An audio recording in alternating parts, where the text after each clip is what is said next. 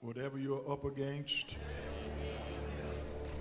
whatever you're going through, this is only a test. We don't sing it much anymore. But growing up in my little church in Louisiana, where I'm from, we used to sing, "I'm so glad trouble don't last always." Thank God for that. Thank God that the storm is passing over. All of us in this sanctuary this morning are either coming out of a test,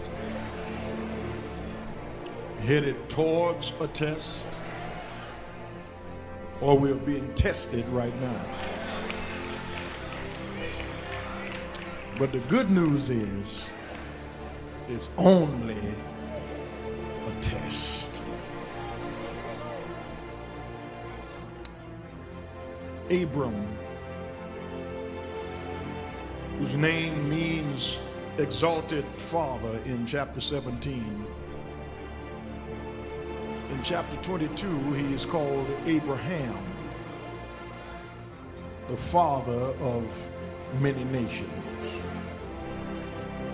For 25 years, Abram and Sarah have trusted in God's promise. There is an interlude between the promise and its fulfillment. So Abraham and Sarah, like us, run ahead of God to help facilitate his plans.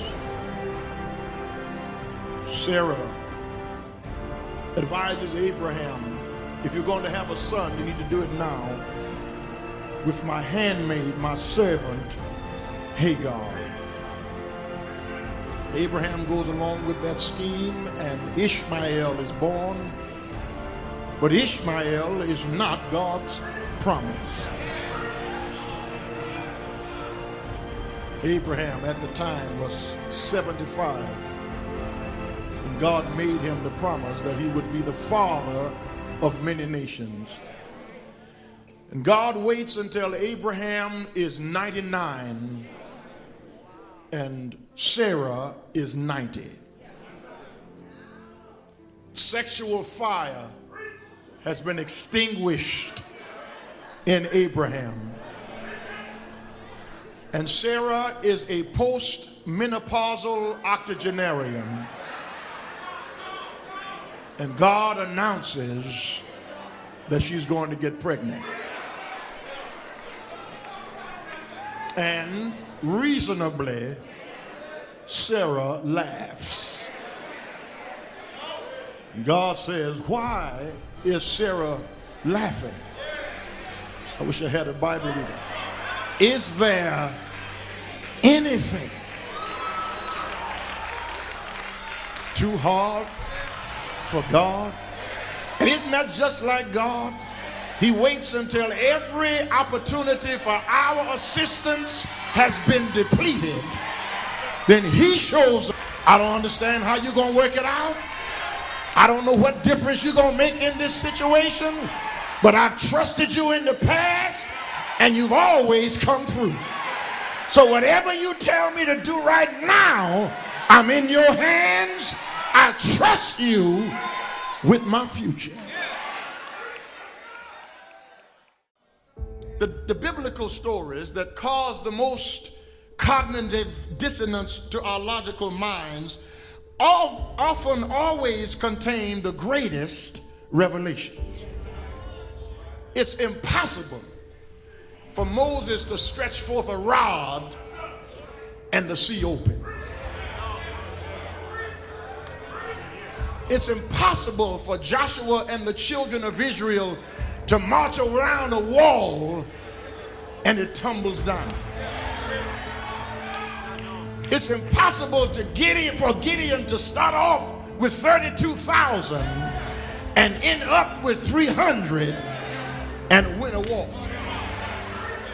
It's impossible for David to take a slingshot and kill a giant 9 feet 9 inches tall, 450 pounds. That causes us cognitively and logically not to believe it unless you put God in it.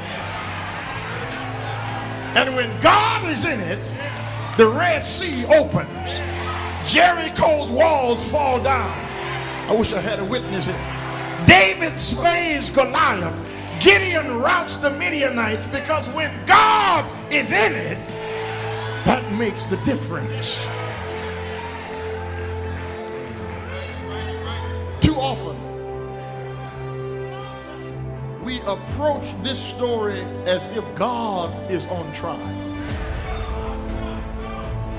But it's not God's character that is in question. It's Abraham's character that is on the stand. Now, if you grew up between 1963 and 1997, you heard this message more than once. This is a test. For the next 60 seconds, this station will conduct a test of the emergency broadcast system. The announcer would say, this is only a test. And this annoying, unnerving sound would come on the television, especially in the 60s and 70s, because there was only 3 television stations: ABC, NBC, and CBS. Somebody ought to help me preach it. I wish I had somebody here old enough to admit that you remember when there was Channel 3 and Channel 10 and Channel 11.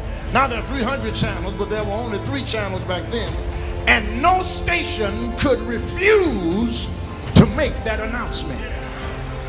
And whenever the announcement came, the announcer said, if this were an actual emergency, I wish I had somebody to help me, you would be instructed. I wish I had 2 or 3 more witnesses. I need to tell somebody in this church this morning, this is only a test. For the next 60 seconds, this will be a test of the emergency broadcast system. If this were an actual emergency, God would show up himself, move you out of the way, and take over your situation.